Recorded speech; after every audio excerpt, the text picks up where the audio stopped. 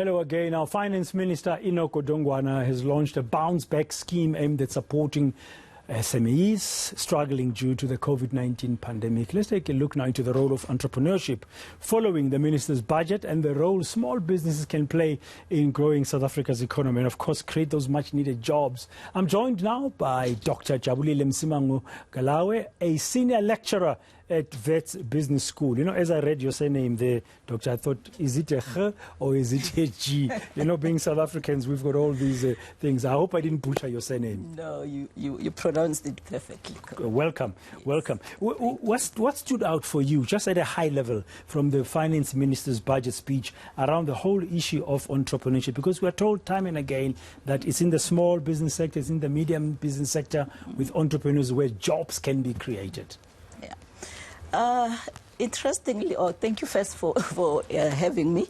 Interestingly, then, you know, every time when these speeches get made, sometimes you see these positives that comes from the speeches, but you hold yourself from getting excited because the issue becomes when it goes out there and needs to be implemented.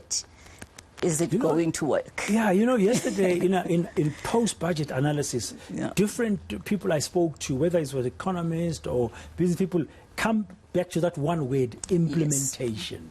Yes, because everybody will tell you South Africa has got the best policies, it's got the best everything written down.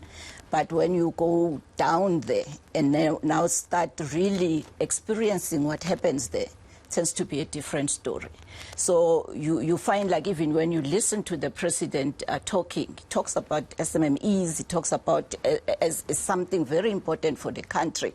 But the people who are tasked to make sure that these things get implemented, I'm not sure whether they are reading or singing from the same hymn book. Okay, just park implementation for 1 second on the side, but listening to the minister talking about this bounce-back scheme, because we know how much small and medium businesses and entrepreneurs have suffered during this COVID-19 pandemic. But even before, there was a challenge in accessing capital, in getting things done. But we know about the importance of the role of entrepreneurship in our economy. Yeah, there's no doubt entrepreneurship is key in creating the job, in playing a role in our economic growth. And this bounce back scheme is an important one because COVID-19 has caused a lot of havoc within the SME space. And one of the biggest problems we had even before COVID was the issue of access to finance. So you go out there, you get the speeches, it tells you about these billions that are out there. But then you go to access that funding is a total different story. The list of requirements that are expected that entrepreneurs must comply with, it just is like looking for entrepreneurship, corporate risk in an entrepreneur. You won't find that.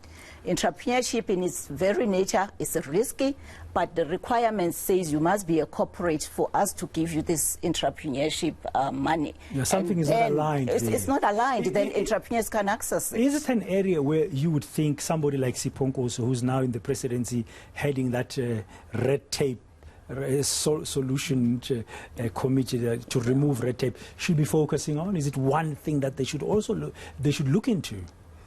It is something important to look at because you can cut all the red tape, whatever they view as red tape, shorten the processes and all that. But if the requirements says no to entrepreneurs, we still go back to the same thing. There's 15 billion is there. By the end of the financial year, you find that only 5% of that is used. Because if you also look at the SME, you find that people who likely comply or be able to meet the requirements are the M part of the SME. When you go to the other part, you find that they don't meet the requirement. As much as the scheme talk about people who are not, who don't qualify or not bankable, that they are the ones who are supposed to benefit, but we still stand to see whether the requirements are going to be changed and adjusted in a way that allows those people who have not been able to access all these billions that they talk about, whether they'll be able to access them now. So the access issue is very important, and it will go down to the kinds of requirements. Yes. So there's going to be a level of or degree of agility, maybe, that needs to be applied by the government. But government, being government, moves slow on some of these of these things. Yeah, I think that the agents, I was happy to see that he spoke about it being implemented like it's like an immediate thing. That one was good. It was a good thing. But then at the same time, the agencies, because he's taking it back to the banks, who are the same banks and the same institutions that were supposed to help also with the COVID-19 at the beginning, and we know what happened there.